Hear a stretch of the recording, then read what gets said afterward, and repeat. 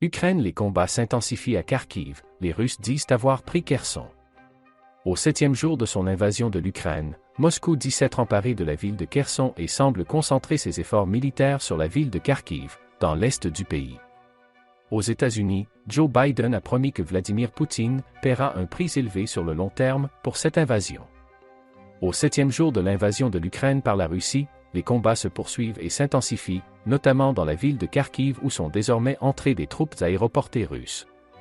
À Kiev, une frappe russe visant la tour de télévision a également causé 5 morts mardi. Selon le Pentagone, l'avancée de l'armée russe vers Kiev est pour l'instant, au point mort, entravée par la résistance ukrainienne et par des difficultés d'approvisionnement en carburant et en nourriture. À Paris, un nouveau conseil de défense consacré à l'Ukraine, le 3e depuis le début de l'invasion russe, se tiendra ce mercredi matin. La France, l'Allemagne et la Pologne ont reconnu mardi les aspirations européennes de l'Ukraine, qui a demandé à rejoindre l'Union européenne sans délai. Le camp occidental continue en parallèle de renforcer ses sanctions.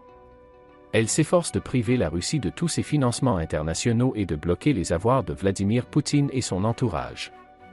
L'évolution de la situation de ce mercredi 2 mars. Le sidérurgiste russe Severstal arrête les livraisons en Europe. Le groupe russe annonce l'arrêt des livraisons en Europe après les sanctions prises par l'Union européenne contre son actionnaire principal russe, Alexei Mordachov, en représailles de l'invasion de l'Ukraine par Moscou. Selon Severstal, les livraisons vers l'Europe s'élèvent en moyenne à environ 2,5 millions de tonnes d'acier par an et représentent environ un tiers du chiffre d'affaires total de l'entreprise. La Roumanie facilite l'entrée des réfugiés ukrainiens sur son territoire. Alors que plus de 100 000 Ukrainiens sont entrés en Roumanie depuis le début de la guerre, la Roumanie facilite l'entrée des réfugiés. Bogdan Orescu, le ministre des Affaires étrangères, annonce sur France 24 avoir décidé de faciliter l'entrée en Roumanie de tous les Ukrainiens qui ont besoin de protection. Le trafic aérien souffre de la crise ukrainienne. Contournement de l'espace aérien russe, flambée du pétrole. L'invasion de l'Ukraine va, à minima, se traduire par des surcoûts pour les compagnies aériennes occidentales. La demande pour les vols internationaux, déjà très faible depuis 2 ans, pourrait surtout plonger à nouveau. Pour Zelensky, Moscou ne pourra prendre l'Ukraine avec des bombes. Près de 6 000 Russes ont été tués au cours des 6 premiers jours de l'offensive russe en Ukraine, a affirmé le président ukrainien Volodymyr Zelensky. Au début du 7e jour de l'offensive russe en Ukraine, il a prévenu dans une vidéo que la Russie ne pourrait pas conquérir l'Ukraine avec des bombes, des frappes aériennes et des roquettes. Au lendemain de son intervention vidéo devant le Parlement européen, le président ukrainien a réclamé dans une vidéo davantage de soutien pour la demande de Kiev d'adhérer à l'Union européenne, en soulignant que l'heure n'est pas à la neutralité. L'armée russe affirme avoir conquis la ville de Kherson dans le sud de l'Ukraine. L'armée russe s'est emparée de la ville portuaire ukrainienne de Kherson, située au sud du pays, près de la péninsule de Crimée, après des combats acharnés ces dernières heures. Des unités de l'armée russe ont pris le contrôle total de la capitale régionale de Kherson, a affirmé le porte-parole des forces armées russes, Igor Konashenkov, assurant que les infrastructures civiles et les transports en commun fonctionnent normalement. 9 milliards de dollars à trouver pour le gouvernement et les entreprises russes. Le gouvernement et les entreprises russes doivent trouver des liquidités en devises étrangères pour honorer les remboursements de leurs dettes obligataires et verser les coupons dus aux investisseurs internationaux. Le gouvernement russe doit en particulier rembourser un emprunt obligataire de 2 milliards de dollars le 4 avril prochain. Quel risque pour les entreprises françaises en Ukraine?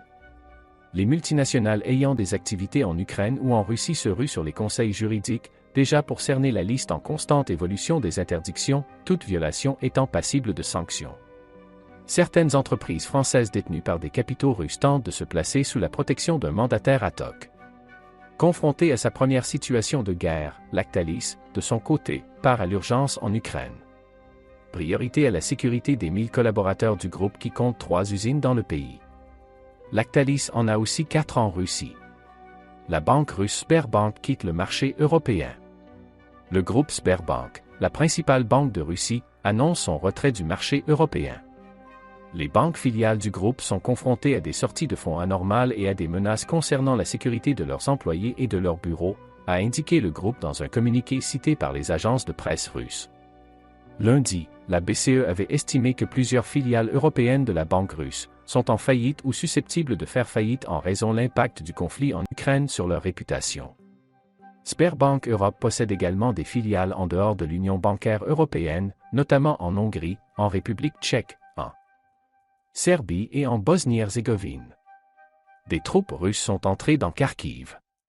Des troupes aéroportées russes ont débarqué à Kharkiv et attaqué un hôpital local, ont déclaré les forces armées ukrainiennes dans un communiqué sur Telegram. Un combat est en cours entre les envahisseurs et les Ukrainiens, toujours selon ce communiqué. Selon Anton Gerashchenko, conseiller du ministre de l'Intérieur ukrainien, un incendie s'est déclaré dans la caserne d'une école de pilotage de la ville. Le prix du pétrole a de nouveaux sommets. Le prix du pétrole WTI américain s'est envolé de près de 5%, à 108,64 $ le baril. De son côté, le baril de Brent, la référence européenne de l'or noir, a dépassé les 110,09 $.